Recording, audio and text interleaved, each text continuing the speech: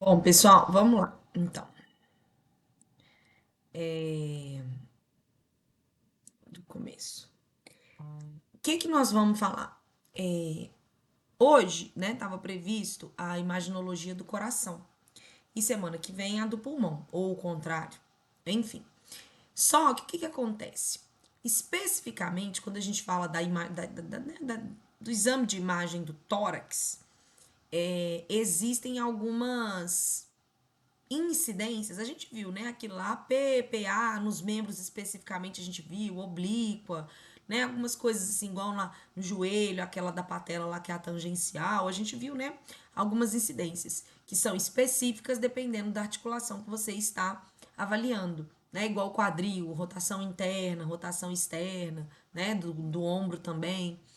Aqui existem também algumas incidências, algumas características que são próprias da radiografia, né, da imaginologia da região torácica.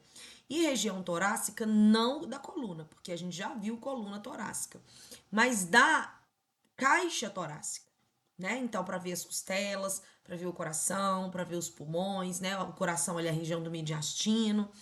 Então, o que que a gente, ao invés de eu falar de coração hoje e de pulmão semana que vem, o que que nós vamos fazer? Hoje eu vou, tanto para o coração quanto para o pulmão, todas essas regras são as mesmas, né? Em relação.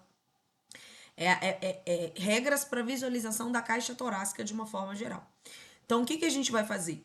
Hoje eu vou falar sobre essas possibilidades, né? De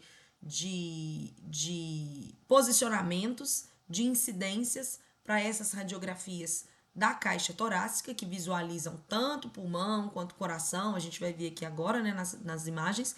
E na semana que vem eu vou mostrar, né, as radiografias e os outros exames de imagem, tanto de pulmão quanto de coração. Né? Até porque quando a gente visualiza ali a caixa torácica, a gente vai ver os dois juntos mesmo, tá certo? Então hoje a gente vai falar das especificidades da imaginologia da caixa torácica e na semana que vem a gente vê, né, condições patológicas específicas do sistema respiratório e do sistema cardíaco, ok? Então vamos começar.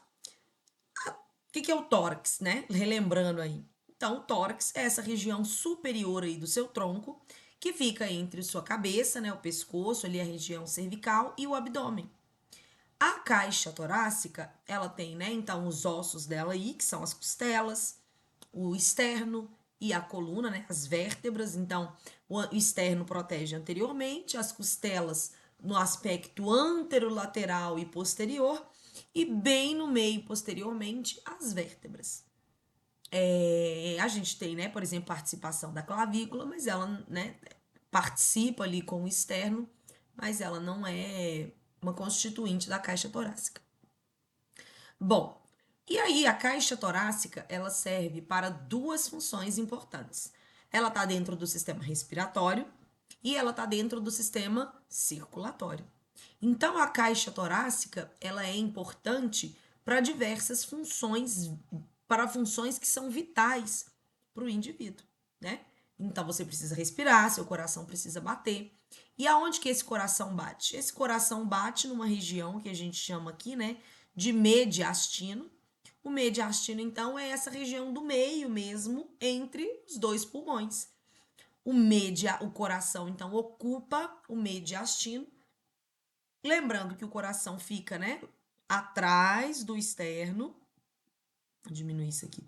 Que o coração, ele fica logo atrás do externo, ele não fica do lado esquerdo do peito, ele fica no meio, mas o vértice dele, né, a parte inferior dele, é voltada, sim, né, direcionada para o lado esquerdo. Então, aqui, ó, o topo do coração, ele tá atrás mesmo do externo. Mas o vértice dele, que é a região que ele vai afinando, né, que é a pontinha dele inferior, é direcionada para o lado esquerdo, sim. Por isso que a ausculta, né, cardíaca é melhor, né? A gente coloca que é escutar no ápice, é bem do lado esquerdo do peito mesmo. Agora, por que que essa bodega não tá querendo. Ah, passou. Bom, então, a caixa torácica, né? Essa parte do sistema esquelético, ela é composta por ossos e serve aí como um arcabouço, como uma armadura que protege regiões importantes. respiratórias e circulatórias, ou seja, o pulmão, né, os pulmões, a traqueia, e protege também, né, os brônquios, e protege também o coração, né, a aorta, veias e artérias importantes que saem e entram no coração, né, as veias e artérias pulmonares, a aorta, as cavas, enfim. Então, quem que está, né, na composição da caixa torácica? Como eu disse anteriormente, eu tenho o externo, que é composto, né, pelo manúbrio, corpo e processo tifoide. Superiormente, né, fala aqui das clavículas, mas as clavículas estão no aspecto superior quando eu penso aqui, né, numa possível saída ou entrada aqui de qualquer elemento. Aí sim as clavículas ajudam a fazer essa proteção. Mas no aspecto de proteção aqui, né, do anteroposterior, lateral da caixa torácica, ela não participa, ela só se comunica com o externo. Se comunica com o externo e se comunica um pedacinho com a primeira costela, né? Que é a articulação externo clavicular tem a participaçãozinha lá da primeira costela.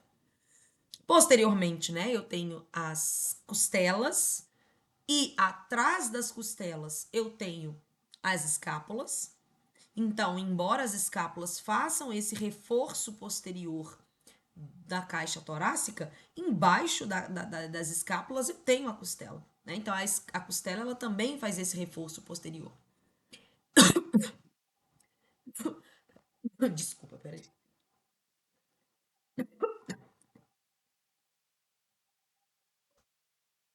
E lateralmente, as costelas. Né? Aí, lateralmente, eu não tenho ninguém para reforçar, não. Lateralmente é só as costelas mesmo. Então, aí, ó, uma radiografia da caixa torácica.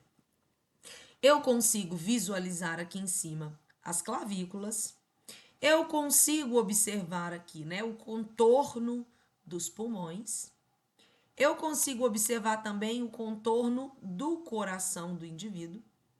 Eu consigo observar as costelas, né? Então, a presença aqui das costelas.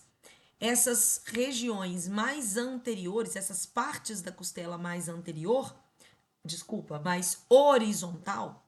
Então, essas partes aqui das costelas mais horizontais são a parte anterior delas. E essas partes lá, né, mais verticais aqui, ó, são a visualização, né, lá da parte posterior das costelas, lá das costas do indivíduo. Além disso, eu consigo ver algumas vértebras aqui também, né? A gente vai ver o critério de adequação do raio-x, quantas vértebras eu consigo ver, mas a gente vê aqui, né, processos espinhosos, aqui de lado eu vejo processos transversos. E esse canudo que eu consigo ver aqui dentro mais enegrecido é quem? A traqueia, né? Então a traqueia a gente sabe que ela é cheia de ar ele é mais translúcido, vai ficar mais pretinho mesmo. Então essa aqui é a região da traqueia. E aqui, se a gente observa, né, que no aspecto mais medial dos pulmões eu tenho essa concentração aqui, essa rede. Então, é o hilo pulmonar que a gente chama, né? É essa entrada mesmo dos pulmões bem densa, onde eu tenho entrada de brônquios, bronquíolos, né? De vasos, de veias, tá certo? De artérias e veias. Então, de fato, essa região aqui mais próxima do hilo pulmonar, ela é mais densa, por isso fica mais esbranquiçada no raio-x, né? E aí, então, o sistema respiratório, a gente sabe que ele é composto primeiro pela cavidade nasal. A cavidade nasal passa pela região, né? O ar, por exemplo, então passa pela faringe. Se ele seguir o caminho aqui, né, atrás do esôfago, ele vai para o estômago, mas não é o caso. Da faringe, ele vai vir aqui, ó, para a laringe, então a glote se abre para o ar entrar, né? Quando eu tô comendo, a glote fecha. Aí a comida passa direto pelo esôfago. Mas quando eu estou respirando ou falando, a minha glote se abre. E aí o ar vai passar aqui pela laringe até atingir a traqueia, desculpa. É por isso que você não pode comer e falar ao mesmo tempo, senão você vai engasgar. A glote fica perdidinha, ela não sabe se ela abre ou se ela fecha. Se ela fecha para a comida passar ou se ela abre para você falar. E aí, nessa perdidinha que ela fica, a comida passa com ela aberta. E aí vai uma comida pro seu pulmão, pro sua traqueia. E é por isso que você tosse, tosse, tosse, tosse, tosse quando você engasga, né? Então, o ar entra aqui, né, pela faringe, passa pela glote que está aberta na laringe, vem para o esôfago até atingir os brônquios, né? Os brônquios centrais, os primários, e aí depois vai para os secundários, né, até chegar nos bronquíolos e nos alvéolos pulmonares. Esses brônquios, bronquíolos, alvéolos, que são revestidos pelo pulmão, né, então pelo tecido pulmonar, que é o que abriga essas estruturas respiratórias, que faz parte, né, então, da respiração e da ventilação. Então, olha lá, ó, como eu disse, esse canudinho mais enegrecido aqui, ó, que a gente consegue observar, é a traqueia, ok? Cheia de ar. Além disso, como eu disse, olha lá, ó, essa região aqui mais concentrada, mais densa, é a região dos hilos pulmonares. É onde eu tenho os brônquios, é onde eu tenho os vasos que estão entrando, os vasos que são maiores, né? Por que que então aqui eu vejo essas regiões mais densas? Porque aqui, quando esses vasos, esses tubos de uma forma geral, né? Brônquios, bronquíolos, artérias, veias, quando eles entram no pulmão, né? Ou saem, eles ainda estão grandões. À medida que vai chegando na periferia, é que eles são, né, a nível capilar microscópico. Então, aqui, de fato, nas extremidades, a gente não consegue visualizar tão bem, mas como elas são maiores na região do hilo, é onde a gente consegue identificar melhor no exame. E aí, claro, eu não vou conseguir aqui, né, definir quem que é brônquio, bronquíolo, quem que é artéria, quem que é veia. A gente vê aqui, ó, uma somatória de tudo, né, o hilo como um todo.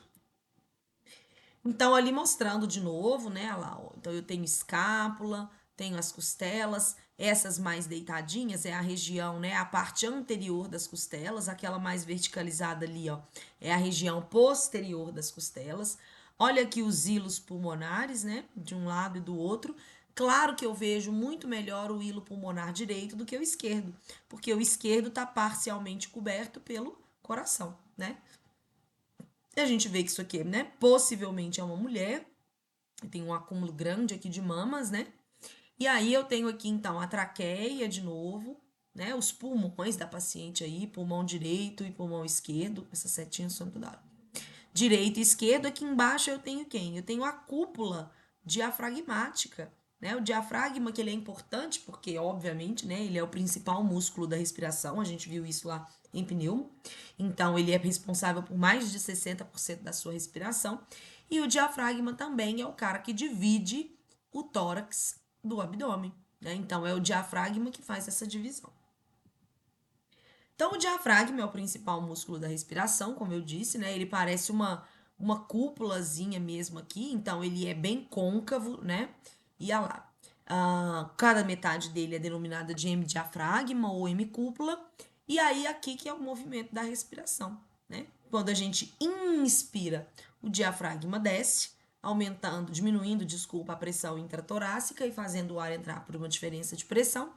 E quando a gente expira, é porque o diafragma está subindo. E aí, subindo, ele empurra, né? Ele aumenta a pressão dentro do tórax e empurra, expulsando o ar. E aqui, então, as duas principais possibilidades que eu tenho de radiografia torácica para visualização de pulmões e coração, né? Eu tenho primeiro aqui a incidência frontal e tenho aqui de baixo a incidência lateral. A incidência frontal, ela é muito importante para eu ver, né, aqui os hilos, para eu ver o contorno do coração, mas ela é muito importante para a gente ver isso aqui que a gente chama de seio costofrênico. Costo de costela, frênico de diafragma, né? Nervo frênico não é o nervo que sai do plexo cervical e vai para o diafragma?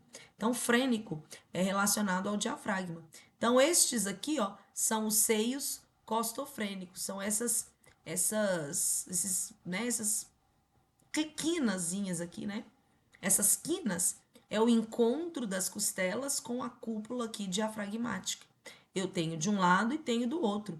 Lembrando que sim, né? O meu pulmão direito, ele acaba antes, ele é mais alto do que o meu pulmão esquerdo, porque aqui eu tenho um cara importante que é o fígado, né? Então o fígado fica aqui ocupando o pulmão direito, ele, né, termina um pouquinho mais para cima, o esquerdo vai um pouquinho mais para baixo. Debaixo do esquerdo eu tenho o estômago. Isso aqui é o que a gente chama de bolha gástrica. Acúmulo de gás, de ar dentro do estômago. É muito comum a gente ver isso, né? Então, a cúpula diafragmática, eu falei, né? A direita é mais alta que a esquerda. E, além disso, eu posso ter aqui, ó, a visualização lateral. Olha na visualização lateral, gente, como que eu vejo dois tubos. Olha os dois tubinhos aqui. O da frente é a traqueia e o de trás é o esôfago. Olha o hilo pulmonar aqui, né? Que coisa mais linda. Olha como que eu consigo visualizar as duas cúpulas diafragmáticas. Essa daqui mais branquinha é a direita, porque é a mais alta aqui, né? E essa daqui é a esquerda, que é a mais baixinha, ok? Como eu disse para vocês, o coração ele está entre os dois pulmões, em uma região que eu chamo de mediastino, e o mediastino, né, ele pode ser dividido em duas regiões, o mediastino superior e o mediastino inferior. O mediastino superior, ele está localizado, né, a parte do mediastino localizada acima do quinto nível da vértebra cervical. Depois a gente vai ver como contar aqui, mas aqui, né, daqui mais ou menos para cima é o mediastino superior e daqui para baixo, onde obviamente está localizado a maior parte do coração, é o mediastino inferior. E aí agora, três coisas que são fundamentais para que o exame, para que a radiografia, a imaginologia torácica, ela fique adequada, né? Que ela fique com uma qualidade de imagem adequada. Quem que são esses três critérios? O grau de inspiração do paciente, isso é fundamental, a gente vai ver daqui a pouco. A posição do paciente, claro, né? Então, dependendo da estrutura que eu quero avaliar, eu tenho que colocar ele na posição adequada. E o grau de penetração dos raios. Lembrando que grau de penetração dos raios, né, isso ele é controlado pelo técnico. Então, nós, enquanto pacientes, a gente, né, ou depois que você já tem o exame de imagem, você não pode fazer nada se a penetração não ficou boa, tá certo? Mas aí, na hora do exame, o técnico, o radiologista, ele vai adequar a penetração de raios que ele quer para ser capaz de visualizar as estruturas. Então, inspiração. Toda vez que a gente vai fazer, então, né? Ou, na maioria das vezes, algumas exceções, né? Que eu faço na expiração, mas de uma forma geral, se você quer ver pulmão, coração, o paciente precisa fazer uma inspiração máxima para tirar, né? Fazer a radiografia do tórax. O que que isso significa? Isso significa que a cúpula diafragmática, inspiração, a cúpula diafragmática não desce, ela vai descer até chegar mais ou menos na altura da 10ª costela, ok? A direita, como eu já falei, né, é um pouquinho mais alta que a esquerda, em torno de 2 centímetros. Então, olha aqui, gente. A cúpula diafragmática fica mais ou menos aqui, ó, na altura da 10ª costela. Isso é o correto quando eu olho um exame de imagem, uma radiografia torácica. Deixa eu ver se o paciente inspirou o suficiente. Uma das formas da gente ver é isso. Se a cúpula torácica está aqui próximo da 10ª costela, ok? Se eu encontro a cúpula torácica próximo da 10ª costela, sim, o meu paciente fez uma boa insuflação na hora da radiografia. Agora, olha aqui. Inspiração insatisfatória. O diafragma tá lá em cima, né? Quando a gente inspira, o diafragma desce. Esse cara inspirou muito? Não. O diafragma tá na altura da 6ª costela. Isso significa que ele não fez a inspiração máxima, né? Ele não fez a inspiração máxima. O diafragma não desceu o tanto que ele deveria, até chegar lá na 10ª costela. E aí um outro problema é que além então dele não ter insuflado o suficiente, como o diafragma tá cá em cima, ele sobe o quê? Segurando, empurrando ali o coração. E aí quando isso acontece, né, dá a impressão do coração, que assim, se o coração tá penduradinho, vamos pensar na sua coxa. Quando você tá em pé, a sua coxa é mais fininha, porque a gravidade só puxa ali para baixo, então a coxa tá mais fininha. Mas quando você senta apoiando a coxa na cama, na cadeira, a sua coxa esparrama, né? Com o coração aí tá acontecendo a mesma coisa. Como ele tá apoiado no diafragma embaixo, porque o cara não inspirou o suficiente e o diafragma não desceu o suficiente, o coração fica apoiado no diafragma. Se ele fica apoiado, ele fica mais esparramado. Isso exagera, então, o tamanho do coração. E pode, inclusive, né, levar, às vezes, um profissional que está fazendo a leitura dessa radiografia, se você não souber inferir sobre a insuflação, ou seja, se você não sabe que o diafragma tem que estar na altura da 10ª costela, rarará, se você não lembra disso, passou batido, você olha esse exame de imagem e fala assim, esse cara tem uma cardiomegalia. E aí você já dá um diagnóstico para ele que não existe. Por quê? Porque você esqueceu de olhar se o diafragma, de fato, estava na altura da 10ª costela. Que isso significaria que ele teria feito uma inspiração adequada e o diafragma teria descido o suficiente para não esparramar o coração ali, né? A outra coisa que a gente, né, a outra coisa que é um critério para ver a qualidade do exame de imagem é a penetração. O que é a penetração? O grau de exposição da radiografia. Embora nós não tenhamos como controlar a penetração, a gente consegue ver o exame de imagem e ver se a penetração foi boa. Então, qual que é o meu critério para identificar se a penetração foi boa? Eu devo conseguir visualizar até 4 vértebras dorsais superiores. Os vasos sanguíneos devem ser, né, fracamente visualizados através da silhueta cardíaca. Então, gente, quando eu tô aqui, ó, eu tô vendo 1, 2, 3, 4. Eu consegui identificar pelo menos aqui, ó, umas 4 vértebras. Então, sim, a princípio, né, a penetração dos raios nessa radiografia tá boa. Outra coisa, eu consigo ver aqui os hilos, ó, identificando pequenos vasos que estão por aqui? Sim, consigo. Se eu consigo ver esses hilos aqui com esses vasinhos, também significa que a penetração foi boa, tá certo? Olha aqui de novo, olha. Olha esse exame aqui, ó. Eu tenho a primeira costela lá em cima, né? Que não tá dando pra ver aqui, mas ela tá aqui, ó. Com a vértebra. 2, 3, 4, 5, 6, 7, 8, 9, 10. Então, a insuflação desse cara foi boa. Ele fez uma inspiração máxima boa, porque o diafragma desceu e veio aqui parar perto da 10ª costela, né? A penetração desse raio-x também é boa. Então, ele fez uma inspiração boa e tem uma penetração boa, porque aqui eu consigo visualizar, né, aproximadamente 4 vértebras da coluna e consigo identificar aqui, ó, os vasos dos hilos pulmonares. Ok, né? Se esse aqui é o bom, o que seria o ruim? O ruim é isso aqui, gente, ó. Superexposição dos raios, né? O cara colocou raio demais na hora de ajustar a máquina. A gente vê 1, 2, 3, 4, 5, quase 6 vértebras aqui. Além disso, a gente vê os hilos pulmonares, não dá para ver nada. Aquelas veinhas ali, ó, as artériazinhas, os vasinhos, a gente consegue ver isso aqui, porque isso aqui é o certo, isso aqui é o normal. Não, ok, achei que isso aqui era uma doença. Não, isso aqui é o hilo pulmonar. É a região central ali do meio dos pulmões, aonde entra e sai os vasos, né? Brônquios, bronquíolos, artérias, veias.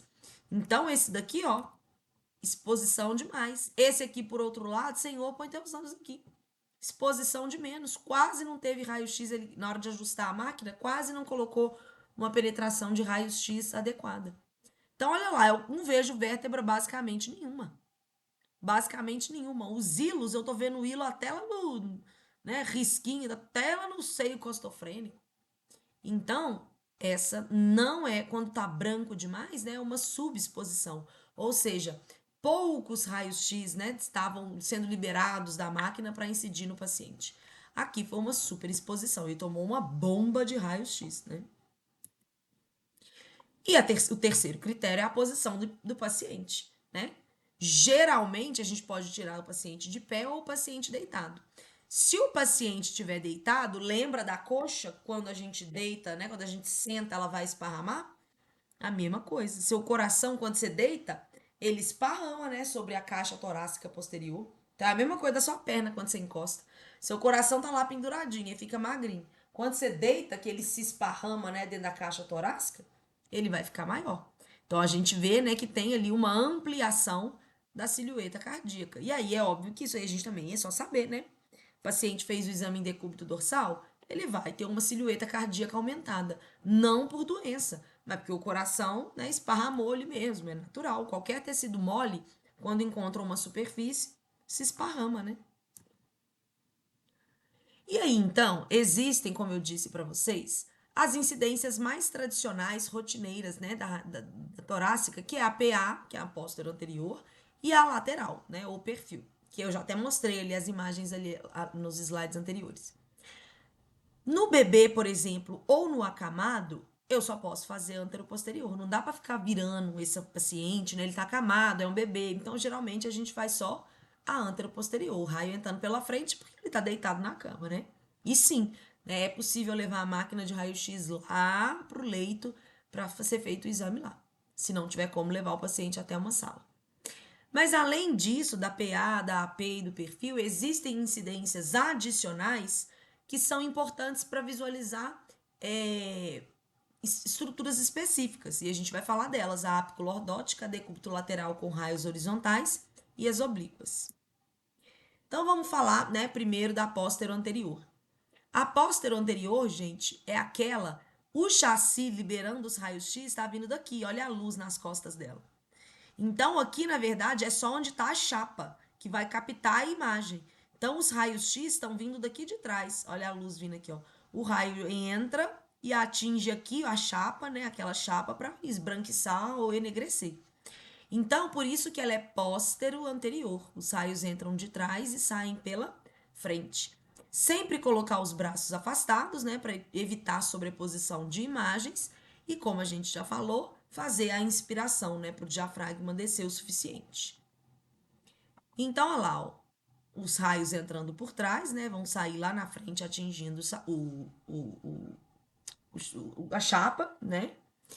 E aí, na hora que você vai jogar, né, posicionar o exame de imagem, o que é o ideal? Isso aí quem vai fazer é o técnico, ele tem um centrozinho, né, que é como se fosse o meio da imagem que ele precisa posicionar em alguma estrutura específica do corpo.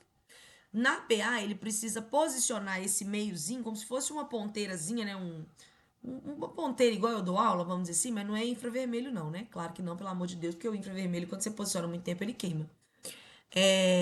Então, ele precisa posicionar, né, o meio do chassi na PA 5 centímetros, o limite, né? 5 centímetros acima do ombro ou acima de T1. O raio, ele tem que estar onde? Localizei T1 aqui, ó. Ele tem que estar 20 centímetros, de 18 a 20, abaixo do limite superior do chassi. Então, se eu tô aqui no meu limite superior, né? O raio ele tem que pegar, né? Até um pouquinho acima de T1. Por quê? Para eu conseguir visualizar a região inteira, né? Então o raio vai pegar um pouquinho para cima, vem até aqui embaixo, mas o meio ele tem que estar de 18 a 20 centímetros da primeira vértebra torácica, né? Aqui também. Só um pouquinho que eu me dou vontade de espirrar. Saúde. Então, quais são as estruturas que eu consigo identificar na PA, né? Na póstero anterior?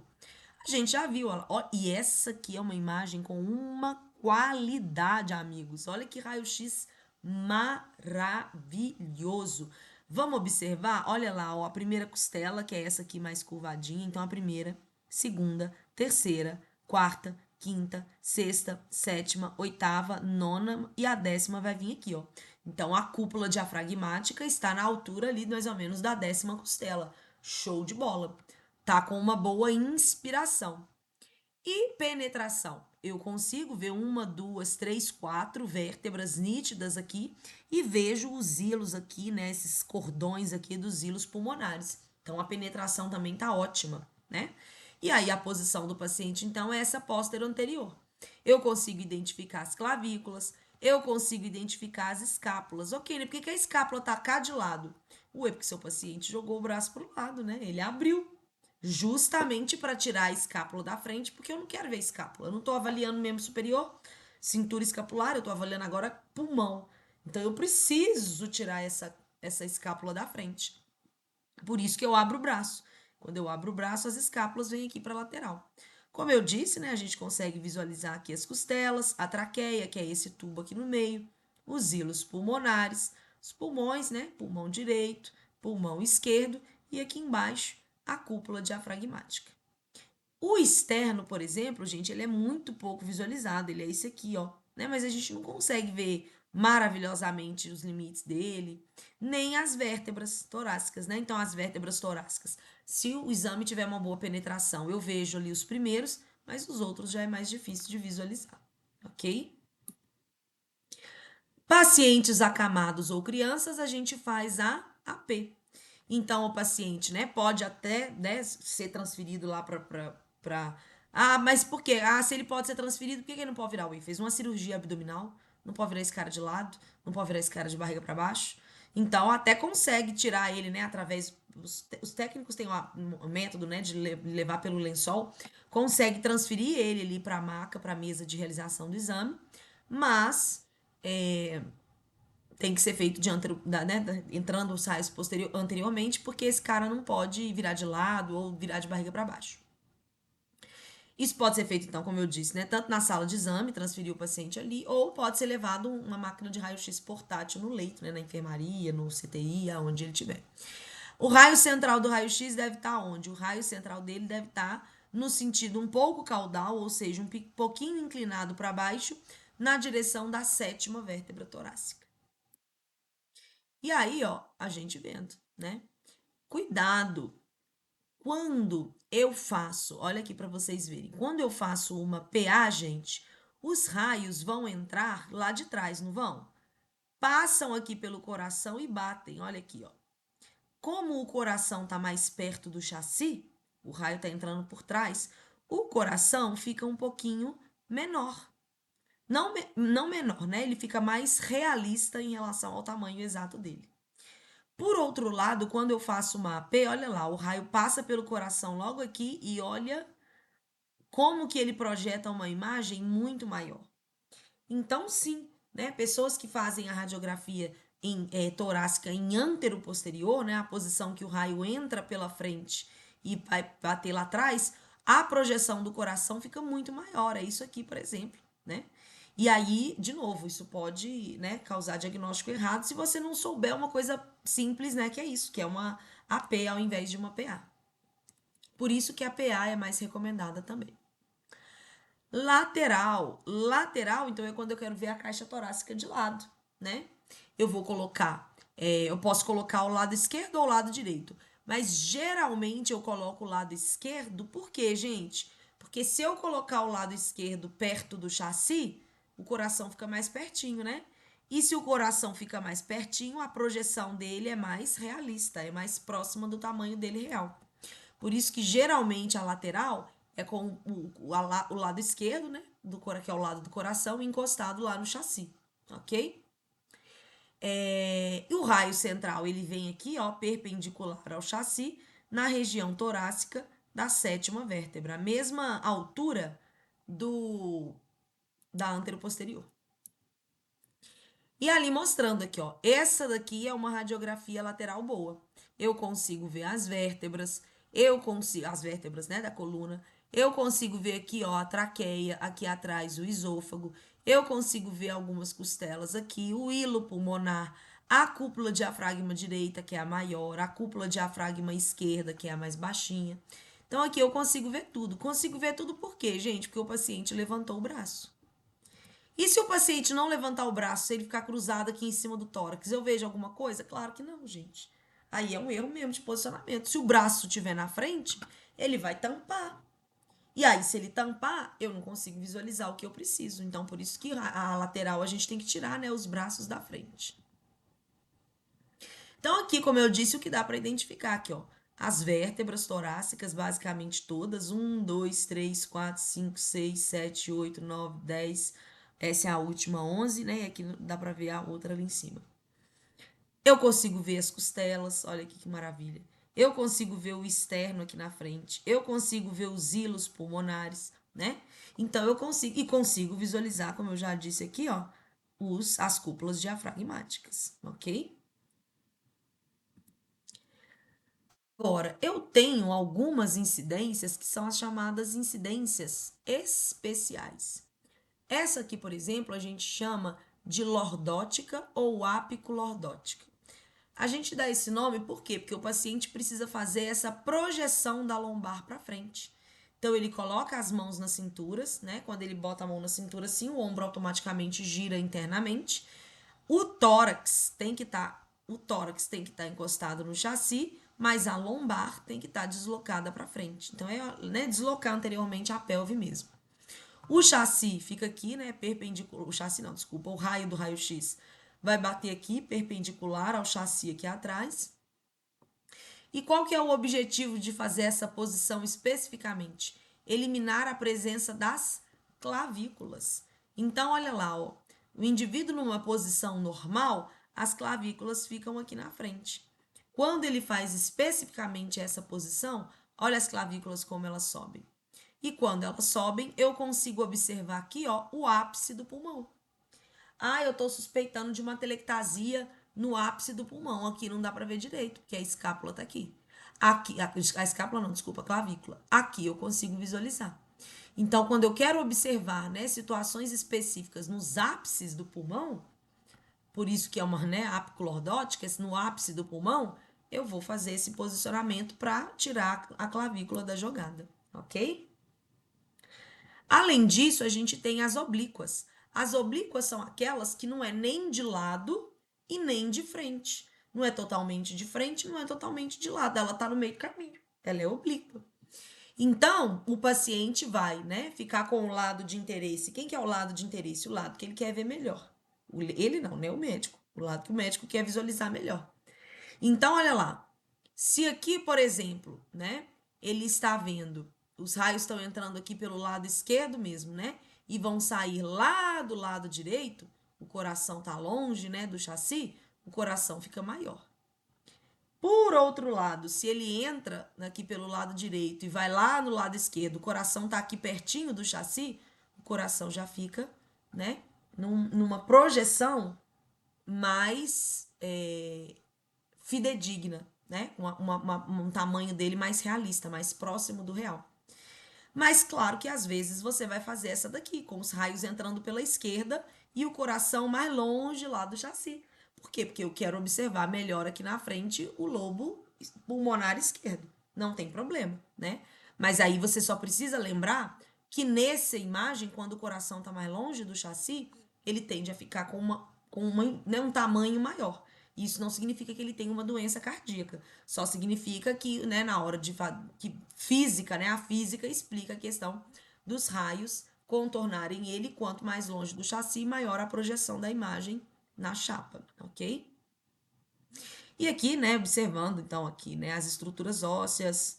Como isso aqui, pessoal, isso aqui na verdade, como são imagens de livros, né, por isso que fica ruim. Além da impressão do livro já perder a qualidade, aí ainda a gente ainda vem e digitaliza, né, aí perde mais ainda a qualidade da imagem. Olha que interessante uma radiografia oblíqua. Parece que é um paciente com uma baita de uma escoliose, né, mas não é. Tanto não é que, olha aqui o coração. O coração está completamente parecendo que ele estava todo do lado esquerdo, mas não é isso. O coração não está totalmente do lado esquerdo. Né? O coração desse cara continua no mesmo lugar, atrás do externo. Só que aqui agora ele virou. Quando ele virou, os raios passam aqui, né? Então dá a impressão que o coração do paciente está todo do lado esquerdo, mas não. É porque ele fez uma radiografia oblíqua. Então dá essa impressão mesmo, né, dele estar com escoliose e do coração estar totalmente direcionado, posicionado do lado esquerdo do hemitórax, mas não. Na verdade, é só a incidência oblíqua. E aí ela te ajuda, por exemplo, a incidência oblíqua é uma das vantagens dela. Você consegue ver todo o contorno do coração, coisa que você não consegue aqui, ó, nas radiografias normais, porque aqui, ó, boa parte do coração está sendo sobreposto pela coluna vertebral. Então, ali, ó, você consegue, em primeiro lugar, visualizar a coluna separada do coração. Então, você consegue diferenciar essas duas estruturas, né? Até mesmo para ver se tem algum problema, alguma lesão em alguma delas. Bom, pessoal, deixa eu ver. Eu acho que eu vou parar por aqui, que eu já falei. Não, é mentira. Eu vou falar só aqui rapidinho, né, da tomografia, só, enfim, é, mostrar aqui e aí na hora que começar, né, as doenças a gente deixa para aula que vem. Então aqui uma tomografia a gente vê que não tem um detalhamento de imagens, Mas eu consigo ver nitidamente aqui, ó. Então, quando eu vejo, por exemplo, o número 1 grandão aqui é quem? Pulmão. Assim como esse lado de cá também é quem? O pulmão. Depois eu venho aqui, ó. Quem que é esse cara aqui, ó? Esse cara aqui é o coração. Quando eu tenho o coração, então eu tenho aqui, ó, o lado direito e o lado esquerdo do cara. Tá? Desculpa. É isso mesmo, o lado esquerdo e o lado direito do coração. Essa daqui, por exemplo, é uma veia, né? É a veia cava inferior. Este exame, né, ele pegou um pouco mais embaixo no coração. Tanto que a gente vê, inclusive, aqui paredes um pouco mais grossas, que são a dos ventrículos, tá certo? Então, essa aqui é a veia cava inferior. Aqui um pedacinho do esôfago. Quem que é essa biteluda aqui? Essa biteluda é a aorta, né? Então, o coração tá aqui, o finalzinho do coração, mas o coração viria mais para cima. E a aorta sai lá de cima e desce em direção, né, à região abdominal e aos membros inferiores. Aqui atrás eu tenho uma vértebra, né? Tenho uma vértebra da coluna vertebral. E aqui esse buraco no meio da vértebra é o forame, por onde desce a medula, ok? Uma tomografia no plano no plano frontal. Então aqui eu tenho, olha lá, né, os pulmões direito e esquerdo. Aqui eu tenho quem que são essas bolinhas, esses risquinhos? São vasinhos, né, que foram cortados ali. A tomografia não são vários cortes que são feitos?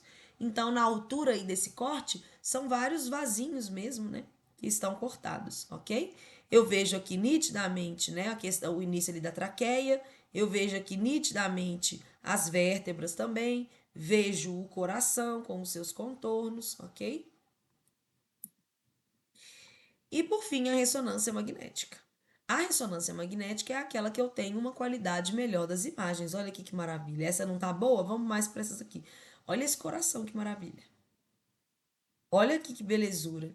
Olha o hilo aqui, né? Saindo aqui as artérias, as veias. Olha que maravilha. Essa é uma ressonância magnética com um corte no plano transversal, né? Vendo nitidamente aqui os pulmões direito, pulmão esquerdo, os hilos pulmonares, né? O coração aqui, lembrando que ele fica no meio, só o vértice dele que vai para a esquerda, né? Então aqui observando tudo, olha aqui, ó, um estômago cheio de bolhas, o fígado dele é mais denso, né? Já o estômago aqui cheio de bolhas, ok? Aqui, ó, uma coisa que esqueci de falar. Esse aqui, gente, ele é um paciente que ele tem alguma lesão aqui, né? Não, mentira. Ele não tem lesão, não. Isso aqui é porque eu ia, tem um outro raio-x que o paciente tem uma hérnia, mas não é esse aqui não. Isso aqui é a aorta saindo, né? Então a aorta ela sai, e aqui foi feito um corte no plano transverso, que é quando a aorta sai, direciona, né? Ela vai dar o arco aórtico aqui e vai descer. Então aqui, ó, é o arco aórtico. Ok, né? Mas por que aqui isso tá mais pretinho e aqui tá mais branquinho? Lembra que a ressonância magnética tem duas ponderações? A ponderação que o líquido, né? Ou seja, o sangue que tá correndo aqui dentro da aorta, dentro do coração, fica mais enegrecido, que é a ponderação T1. E a ponderação T2, que é quando o líquido vai ficar mais claro, ok? Mais esbranquiçado. Lembra que pulmão não muda, gente. Pulmão é ar.